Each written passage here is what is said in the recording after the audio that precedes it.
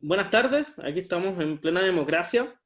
Esta ocasión se nos une Daniel Stingo, ¿ya? Abogado ya bien conocido, ¿cierto?, en los medios, panelista de La Voz de los que Sobran, ¿cierto? Y esta ocasión nosotros lo tenemos para conversar con nosotros y tratar de clarificar algunos temas que se han viralizado últimamente, ya relacionados a una serie de videos, ¿ya?, donde se habla sobre un supuesto fraude que hay en el proceso constituyente, ya relacionado a esta ley, la 21.200. ¿Ya? ¿Qué podrías decirnos, Daniel Stingo, más que nada como para ir entendiendo, aterrizando, de qué trata esta ley? Hola, muchas gracias por la invitación, Denise, Daniel. Qué lindo nombre tienes, Daniel, tú. El, el, eh, a ver, lo primero que hay que entender es que cuando se firmó el acuerdo por la nueva constitución, que es que está firmado ahí por los presidentes de los partidos políticos, ahí se notan las firmas de la mayoría de los presidentes, no está el PC, no, hay varios que no están, pero después se unieron al acuerdo para la nueva constitución, está ahí la fecha, incluso acuérdense, fue esa noche, el 15 de noviembre. Cuando se hizo este acuerdo, obviamente este acuerdo como acuerdo no tiene mayor sentido si es que no se convierte en una ley. Entonces se convirtió en la ley 21.200, que es esta. La ley 21.200 es la ley que da lugar al proceso constituyente. O sea, cuando algunos acusan a la ley, bueno, sin esa ley no tendríamos proceso constituyente. O sea, lo que da lugar al proceso constituyente, lo que la establece, lo que la hace vigente, el proceso constituyente, es la ley 21.200. Y esa ley, además, lo que hace es modificar la Constitución. Esta es la Constitución que es del 80, que tiene hasta el artículo 126, 126, etcétera, 27, 28, 29, 129 artículos permanentes. Pero resulta que ahora con esta ley ya no tiene 129 artículos permanentes, sino que tiene 144, 143. Porque estos artículos pasaron a ser parte de la Constitución. Si usted ahora compra una Constitución, estos artículos de la ley 21.200 pasaron a ser parte de la Constitución, ya son parte de la Constitución. Yo no me compré una nueva porque vamos a votarlo, porque vamos a construir una nueva Constitución entre todos. ¿Para qué vamos a comprar otra? Pero esto se queda inserto. Entonces, lo que hace esta ley, la 21.200, es hacer el llamado. Por ejemplo, el artículo 130 dice, el presidente de la República convocará mediante un decreto supremo exento un plebiscito nacional para el día, en ese tiempo era 26 de abril, ahora es 25 de octubre, y aquí está todo lo que dice, cómo se va a hacer, el apruebo, el rechazo, todo lo que tiene, cuántos van a ser en la asamblea convencional, en el convención mixta constitucional y en la convención constitucional, y no, explica todo. Esto es lo que hace la ley, pone en palabras jurídicas lo que va a ser el proceso constituyente. Entonces a mí me extraña mucho que algunos estén poniéndole poco menos que esto es lo peor que hay, cuando esto es lo que llama a la Asamblea Constituyente, y esto es lo que llama el proceso constituyente. Entonces, ¿yo qué pienso? Algunos están tratando de tirarla para abajo. Ah, deben ser pinochetistas. Deben ser pinochetistas o de la UDI que no les interesa el cambio constitucional. Eso es lo que uno piensa. Si la gente está diciendo, no, este tiene trabas, tiene mentiras. Esto es transparente, todos pueden leerlo. Esto está en el diario oficial, compro una constitución ahora y debería estar el cambio. Entonces, esta ley lo que hizo fue poner las características, cómo se va a hacer. Todos los procesos tienen que cumplir ciertas características y ciertos procesos. Y aquí está la ley 21.200 que modificó la Constitución. No hay nada oscuro, no hay nada que leer bajo el agua. Acá es transparente. Es una ley de la República aprobada por el Congreso, que el mismo Congreso, que el 15 de noviembre, logró meterle a la derecha por primera vez en la historia tres instancias democráticas. El plebiscito del apruebo o rechazo y cómo lo vamos a hacer, o sea, con convención mixta constitucional o convención constitucional, después en abril para elegir a los 155 constituyentes, o más si es que el Congreso, si el Senado decide que los cupos de los pueblos originarios son extra los 155 que ya están, y después cuando esté aprobada la Constitución, entonces vamos a aprobar esa Constitución con un segundo plebiscito que es el plebiscito de salida. ¿Qué más transparente que esa ley acá? No lo sé. ¿Por qué inventan cosas? Además, no lo sé. Quizás son pinochetistas, son UDI encubiertos, son de cast, puede ser, pero por lo menos para mí, los que seguimos la lógica de que queremos una constitución nueva porque queremos enterrar la constitución de Pinochet, esta es la ley que lo puso, que pone las formas de cómo se va a hacer nomás. Perfecto. Bien claro quedó. Ahora, a mí me interesaba saber, porque dentro de esto se cuestiona mucho por qué va a seguir funcionando el Congreso en paralelo. Sí, entonces, es que es lógico. O sea, las instituciones... Mira, Denise, te interrumpí, perdona, sigue nomás. Síguelo. No, es que es obvio. O sea, si la Asamblea Constituyente va a hacer su pega aquí, y el Parlamento... porque la Asamblea Constituyente solo va a hacer la Constitución. ¿Quién va a seguir haciendo las leyes? No, tiene que hacer la labor de la Contraloría también. Entonces terminemos la Contraloría, terminemos el Banco Central, terminemos todas las instituciones siguen funcionando mientras, porque además, ojo, ¿qué pasa si al final del día, que no va a pasar, espero, escúchanos señor, te rogamos, que se rechaza la Constitución nueva en el plebiscito de salida? Todo sigue igual, porque el pueblo de Chile decidió eso. Pero mientras no se apruebe la Constitución en el plebiscito de salida, todo tiene que seguir funcionando. Entonces, obviamente, sigue funcionando el Parlamento, dictando las normas que tiene que dictar, que sigue la Contraloría, sigue el Banco Central, sigue el Poder Judicial, sigue el Presidente de la República, siguen todas las instituciones que están contempladas en la Constitución hoy día. Pero, obvio, las alcaldías, las municipalidades, todo lo que está acá, el gobierno, los ministerios, obviamente sigue funcionando el país con todas sus instituciones, mientras un grupo de constituyentes va elaborando una nueva Constitución.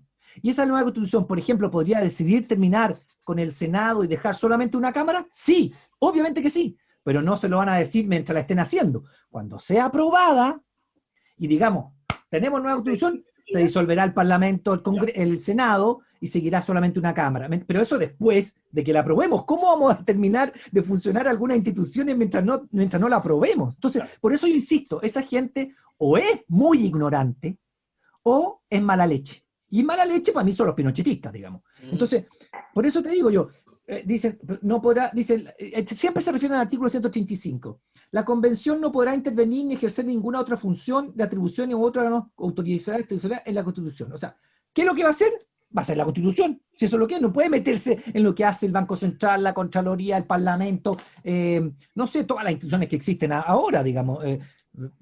No, claro. Ellos lo que van a hacer es la Constitución. Después dice, mientras no entre en vigente la nueva Constitución, es obvio, en la forma establecida en este epígrafe, esta Constitución seguirá plenamente vigente. Obvio, mientras no se apruebe, si no la hemos aprobado, sin que pueda convención negar la autoridad o modificarla. No puede mientras esté haciéndose regir una Constitución que no hemos aprobado. Entonces, claro, tiene sentido. Claro. Después dice, en conformidad al artículo 5 de la propia Constitución, porque ya esto está sometido, mientras la convención esté en funciones, la soberanía reside esencialmente en la nación, ejercida a través del pueblo, a través de plebiscitos y elecciones periódicas. Va a haber elecciones, pues. Mientras se esté haciendo la constitución, los constituyentes van a estar trabajando de cara al país, se van a venir las elecciones de presidente en noviembre. Entonces, ¿cómo? ¿Vamos a decir que vamos a suspender todo mientras no haya constitución? No, pues, va a haber elecciones, dicen, van a tener que seguir las elecciones periódicas, y va a haber elecciones, por ejemplo, de presidente, de senadores, de diputados, también por las autoridades que están. La queda prohibida la convención, cualquiera de sus integrantes, atribuirse el ejercicio de soberanía. No, porque la soberanía que ellos van a hacer es hacer la constitución, artículo por artículo, pero no meterse en los campos de los otros. Y por último dice el texto de la nueva constitución, que se somete a plebiscito, deberá respetar el carácter de República de Chile. Yo no quiero monarquía, así que eso me parece bien a mí. ¿Ya? República para Chile, no queremos monarquía ni queremos dictadura, seguimos. Su régimen democrático, obvio, todos queremos democracia, supongo que ustedes no quieren dictadura porque me descuelgo al tiro. La sentencia firme, obvio, la Denise egresada de Derecho sabe perfectamente que la sentencia ya está a firme, no podemos cambiarla. Y los tratados internacionales ratificados por Chile y que se encuentran vigentes. Los tratados internacionales tienen características de ley. Por lo tanto, si la Constitución después se dicta una ley que los modifica, los modifica. Hay un miedo que se ha metido en los tratados internacionales. Perdón, paren un poquito. Los tratados internacionales hoy día son leyes y se van a respetar igual que las leyes que hay hoy día. Y hay unos tratados internacionales que tienen una mayor importancia, como por ejemplo aquellos que velan por los derechos humanos. Perfectamente, perfecto, me parece muy bien entonces que eso se respeten. Y empiezan a meter cucos.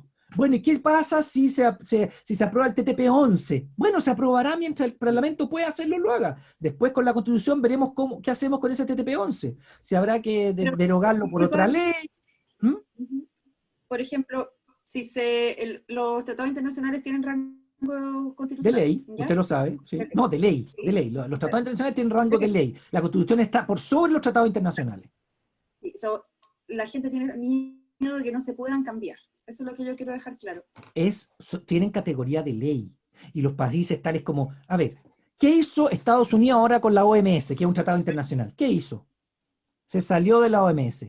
Un tratado internacional que todos estábamos metidos dentro. Y Estados Unidos, con ese presidente loco que tienen, se salió de la OMS. Los países entran y salen a los tratados internacionales, señores. Lo que pasa es que se me corta la conexión, pero lo que te decía, se me corta un poquito, estoy como cortada, pero te decía que la gente dice que tienen rango constitucional los tratados internacionales. Por eso quería aclararlo de que no, eso no es verdad. La Constitución está por sobre. Lo que está diciendo eso, o no sabe, es ignorante, o tiene mala fe. Si es ignorante, mejor que estudie un poco más, y si tiene mala fe, es pinochetista, a mí no me vale, no voy a decir la palabra. Porque lo que pasa, los tratados internacionales tienen rango de ley, todos lo sabemos, los que tenemos derecho sabemos que tienen rango de ley, son aprobadas, se aceptan por el Ejecutivo y después se ratifican por el Senado, y pueden ser dejados de lado, pueden ser no ratificados, puede ser lo que sea. Hay una cuestión acá, que es, por ejemplo, que nosotros, digamos, no vamos a pescar nunca más, ya, lo aprueba el Congreso, el TTP-11, o aprueba el Congreso, o están aprobados, por ejemplo, el acuerdo con los otros países, y no nos gusta, y decimos ya no lo vamos a pescar más. Ah, es que nos van a demandar, y ahí está el problema. Claro. No en que nos van a imponer, ¿quién va a venir? ¿La ONU con sus armas? No, nos pueden demandar en tribunales internacionales. Ese es el único peligro que yo le podría aceptar a alguien que diga que eso. Entonces, ¿qué pasa frente a eso? La solución está. La solución está.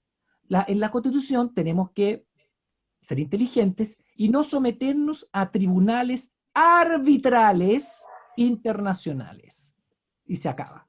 Porque los tribunales arbitrales internacionales lo que hacen es, las empresas demandan al Estado de Chile.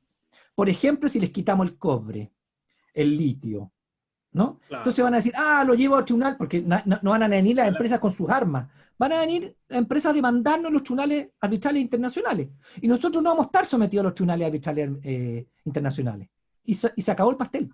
Y esa solución no la di yo, esa solución la encontró un señor que se llama Hassan Akran, que escribió este librito, que se llama El Estallido. Y Hassan lo propone, dice, cuidado, hay que tener cuidado con los tribunales internacionales arbitrales, porque siempre fallan a favor de las empresas, y hay que tener cuidado con el tribunal constitucional en las facultades que tiene hoy día. Eso lo dice Hassan Akran. Entonces, todo lo demás es mala fe o ignorancia.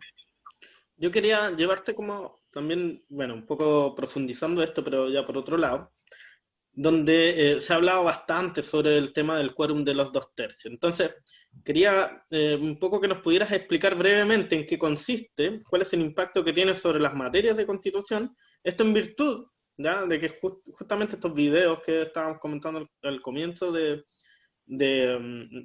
poner en duda, ¿cierto?, como justamente esto de que fuera un fraude el proceso constituyente, y que justamente dicen que a raíz de este quórum quedarían leyes de la antigua Constitución, ¿cierto?, que se acogen a la antigua Constitución, que no fueran materia de esta nueva Constitución. No sé si se puede explicar esa lógica. Sí. Lo que pasa es que la Constitución que vamos a hacer todo es parte de una hoja en blanco. Hoja en blanco. No hay nada ahí, ¿sí? Y entonces para cada cosa que se incorpora con 2/3 de los constituyentes. Cada cosa que se va escribiendo con un acuerdo de los 2/3 de los constituyentes. Si no hay acuerdo de los 2/3, no se escribe. ¿Ya? No queda redactado, no queda en la Constitución nueva. Entonces uno dice, ¿por qué no mejor hicimos 3/5, que son un 60%? Bueno, puede ser. Nunca 50% más uno, porque ninguna Constitución del mundo tiene quórum tan bajo para que queden lo que queda la Constitución, porque además hay que proteger a las minorías, etcétera, y varias cosas más que hay que subirle un poco el quórum. Algunos dicen 3/5, podría haber sido 3/5, pero es 2/3. Pero yo te lo voy a dar al revés. Lo peor que puede pasar es que tengamos una Constitución flaquita, una Constitución sin tantas cosas. ¿Ya? Porque algún grupo se dedique a bloquear al otro, porque en el fondo también, porque ahora con esta Constitución, cuando empieza en blanco la hoja, el agua privada del artículo 19, número 24, inciso final, no va a estar acá. porque ya no lo vamos a dejar. Seríamos muy brutos si 2/3 de los constituyentes decimos, sí, queremos que el agua siga siendo privada, escribámoslo. No, ya esto no va, como no va a haber nada, entonces el agua va a ser de todos. La salud va a tener un solo plan de salud, no va a haber salud privada pública, y todas esas cosas van a desaparecer. O sea, tan importante como la constitución que vamos a hacer es que esta termine. Y casi más que esta termine. Se acaban los amarres pinochetistas. Entonces, por eso mismo, lo más importante es que se termine. Y de ahí vamos a escribir entre todos los sectores de cara al país, un UDI, un RN, un Deseo, un Radical, un Frente Amplio, un PC, y los que logren meter gente en la convención, digamos, constitucional, los independientes, ojalá muchos, dirigentes sociales, ojalá gente del mundo de la cultura, gente del mundo de la salud, etcétera, etcétera, ingresen a la Asamblea Constituyente o Convención Constitucional y logren redactar la Constitución. Pero si alguien se dedica a bloquear, por ejemplo, ¿qué va a pasar? No va a quedar como en categoría de constitucional esa norma. ¿Y qué va a pasar? Va a tener que ser redactada por una ley simple. Porque los quórums que se van a quedar arriba no va a haber leyes que digan, queda con un quórum, ya no va a haber leyes de quórum calificado, si no quedan, no quedan nomás. Ya no va a haber leyes de quórum calificado, ya no va a haber leyes de... Entonces van a ser leyes simples. Y ahora entonces va a haber leyes que te van a aprobar por mayoría. Y la planadora que le pasaría a la derecha. Porque, díganme ustedes, ¿la derecha tiene el 50% hoy día en el Congreso? No. ¿Lo ha tenido para atrás? Nunca. Tampoco. Salvo cuando se aprobó, cuando se fue Pinochet, que tenían senadores designados, bla, bla, bla. Pero incluso en el sistema binominal, se los lograba doblar en varios sectores. Entonces nunca han tenido mayoría. Entonces con la mayoría +1, se los puede barrer a la derecha y toda la normativa que ellos quieren. Entonces no van a pensar ellos, mejor negociemos en la Constitución con el otro lado para que la Constitución nos guarden algunas cosas y que no sé qué. O sea, esto es a favor de los que queremos la nueva Constitución. Porque si no, esto va a llegar a ley normal, ley de quórum 50% +1. Y las leyes van a ir a ser barridas por la oposición. Se va a establecer lo que quiera la oposición, siempre ha tenido 50% +1. Ya no va a haber trabas constitucionales, no va a haber un tribunal constitucional que te dé vuelta a las leyes, no va a haber trabas que no te dejen dictarlas. Porque no va a haber leyes de quórum calificado, ¿me entiendes? Entonces, cuidado con eso. El 2/3 puede ser usado muy bien por los que queremos el apruebo. Porque nosotros vamos a decir, bueno, si usted no lo quiere, después espere cuando dictemos leyes, cuando la Constitución se apruebe. Espere nomás. Porque usted nunca ha tenido, ni la UDI, ni RN, ni Evópolis, nunca han tenido la mayoría en el Senado ni en la Cámara de Diputados. Y no la van a tener nunca. Si gana el apruebo, venimos en este tema de la Convención Constitucional, y de ahí estaría el plebiscito de salida, ya que también se debe votar, porque si no sigue rigiendo la Constitución del 80. Sí. Pero me imagino yo que las mismas personas que hicieron ganar el apruebo van a ser las mismas que van a aprobar este nuevo proyecto. Y además que ahí el voto es obligatorio, Denise, tú lo sabes. En esta misma ley 21.200 dice que el plebiscito de salida es con voto obligatorio. A mí me habría encantado que todo fuera con voto obligatorio, porque ahí la gente tiene que ir a votar y hacerse responsable un poco de lo que vota, y sabemos además que la derecha, cuando hay voto obligatorio, pierde, porque la gente no va a votar por la derecha. Entonces, pero si el plebiscito de salida es voto obligatorio, por lo tanto lo más probable es que se apruebe, y de ahí viene la dictación de normas. Y la dictación de normas, si es que no quedan establecidos en la Constitución algunas cuestiones básicas para todos, ahora yo no creo que alguien discuta que tiene que quedar en la Constitución la Contraloría, el Banco Central, ¿cierto?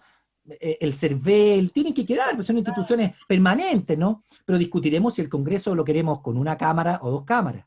Si queremos un presidente, o sea, un régimen tan presidencial, semipresidencial, parlamentario, también lo discutiremos.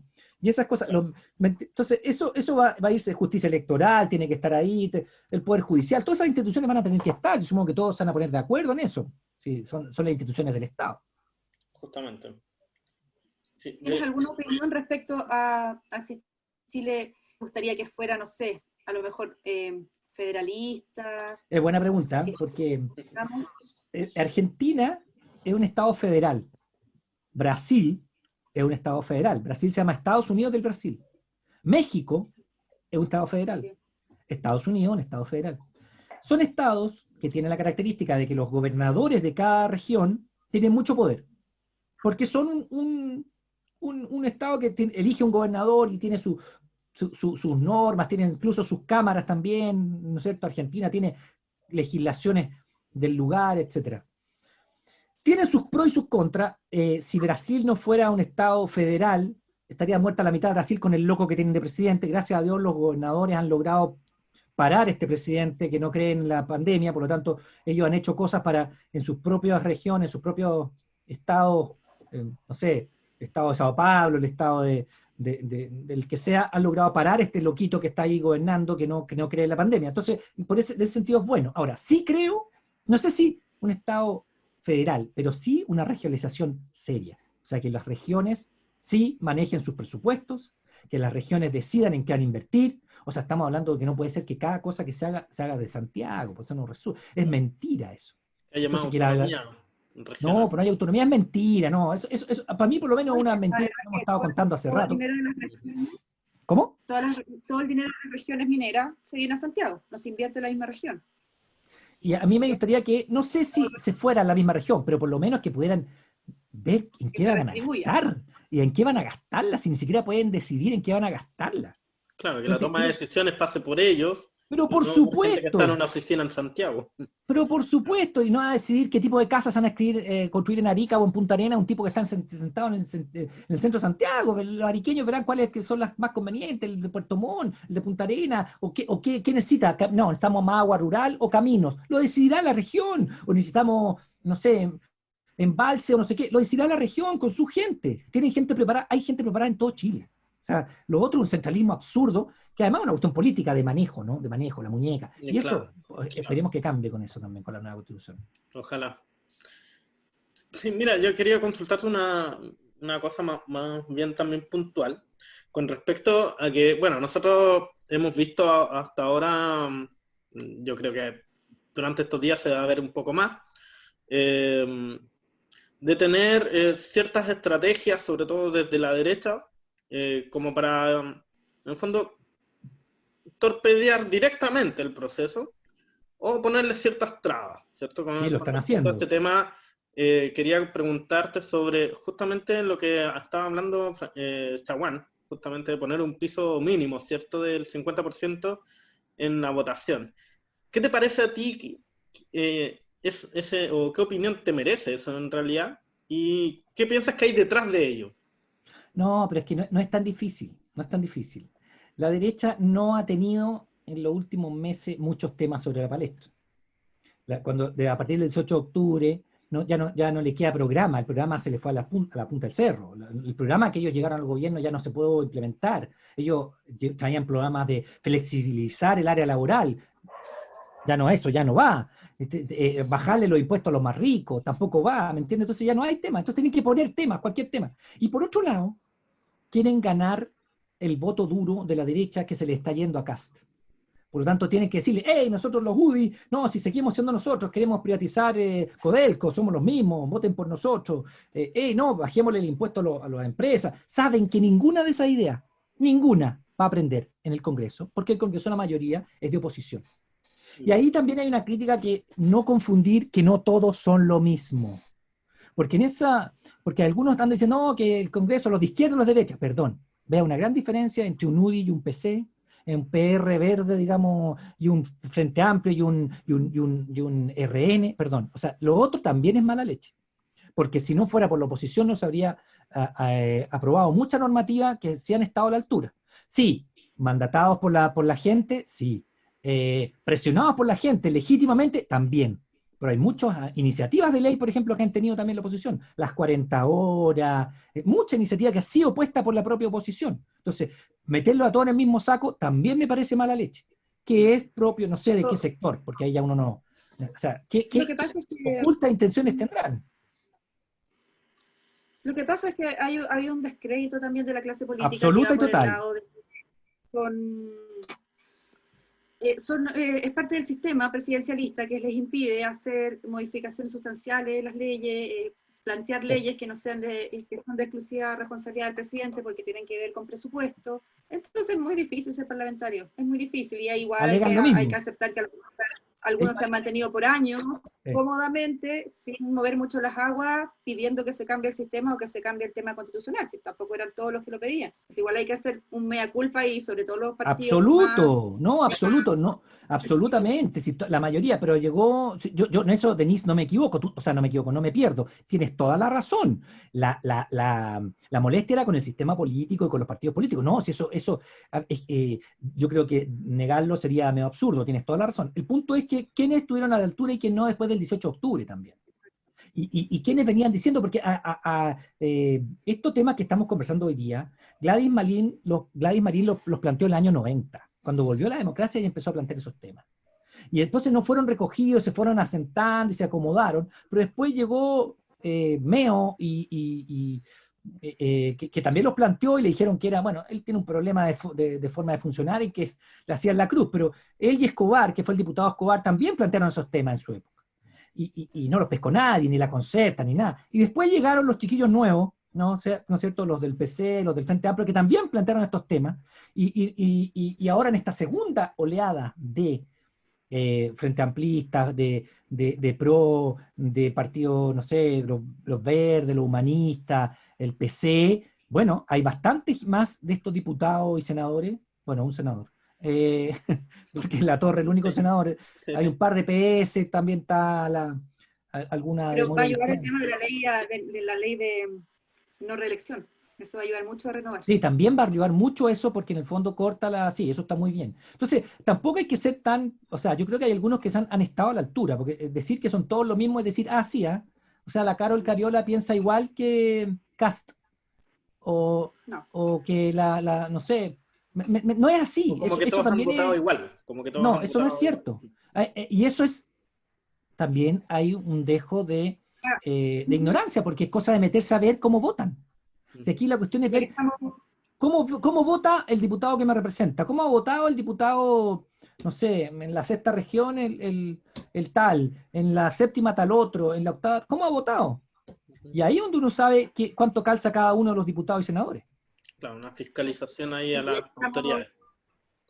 perdón, David, ya que estamos desmitificando, no sé si has escuchado a Carolina Canelo, ella fue profesora mía en la Universidad de la Facultad de Derecho de la Universidad de Chile. Ella está juntando firmas para presentar su candidatura presidencial, y ella va en contra de toda esta clase política, ¿ya? Ella quiere gobernar sin clase política, quiere ser presidenta a través de la democracia directa, ¿ya? Y que es como en países europeos en que uno va haciendo plebiscitos a través del año de distintas materias y llegan directamente al Ejecutivo. No, todos los países europeos tienen parlamento, todos. Yo creo que no ha explicado bien eso, y hay mucha gente también que ha seguido y ha firmado por ella en una desinformación que no se puede, no es el tema de los políticos. Ha sido el problema con leyes, ha sido esta misma constitución la que ha impedido, pero no es el tema de que sea la culpa de los políticos. El país Sí. necesita tener políticos. Yo creo que el sistema no funciona sin los partidos políticos. Lo que pasa es que hay que depurarlo, hay que echar a los que sobran ahí, los que atornillan al revés, hay que elegir a mejores dirigentes políticos, hay que presentarse en la política. Los más jóvenes tienen que entrar a la política o entrar a los partidos políticos actuales y darlos vueltas y tener elecciones internas y gente más progresista, o crear sus propios partidos políticos. Eso se trata, participar. Pero no funciona la democracia. Aquí no estamos en Grecia. Aquí no somos 700 personas que en un foro, no, eso es imposible. Aquí es una democracia representativa. Lo más representativa posible, con plebiscitos revocatorios, sí, por supuesto, y con plebiscitos también que den cuenta de materia comunales, regionales, nacionales, por supuesto que sí, pero va a tener que haber parlamento. Es más, estamos hablando que por último un sistema parlamentario, ¿no? Como en Italia, como en España, como en muchos países en que el primer mandatario, el que manda el primer ministro que sale del Parlamento, y si no tiene el consentimiento, no tiene el acuerdo del resto del Parlamento, cae y sube otro que haga acuerdo. Entonces, cuidado, no hay democracia directa, es imposible que 19 millones de personas se pongan de acuerdo. Ya, ok, bajemos a los menores de 18, no sé, 11 millones de personas se pongan de acuerdo. No, es representativa, votamos por representantes. Hay que elegir los mejores representantes y tratar de sacar de los que están anquilosados ahí no sé cuántos años. Por eso que yo estoy de acuerdo contigo en lo que tú decías, que más de 2 o 3 periodos ya para afuera y que venga a renovarse, digamos. Oye, bueno, te queríamos agradecer, Daniel, por tu presencia a nombre de Denise, obviamente mi nombre también, por participar con nosotros en Plena Democracia. Bueno, esperamos tenerte en otra ocasión, po, ¿cierto? Y ahí, para seguir conversando ciertos temas y este proceso que tiene para rato. Sí. ¿Ya? Así que eso, No, el llamado que les hago, le agradezco, Denise, le agradezco a Daniel que me hayan invitado, y la invitación que yo hago a la gente es que vayan a votar el 25 de octubre. Si usted quiere rechazar y con toda esta idea, bueno, rechace, pero sea más transparente. Y si quiere aprobar, vamos, aprobamos. Vaya bien forradito, con harta cosa, pero vaya a marcar con niveles de seguridad sanitario, pero vaya a aprobar. Yo creo que eso es lo que nos toca ahora, digamos. Cambiar la constitución de Pinochet, enterrarla una buena vez y no buscar excusas para no sé qué. No me lo explico. Para gracias. Ya, muchas gracias. Estén bien. Ya, Chao, chao. que estén bien. Chao, chao.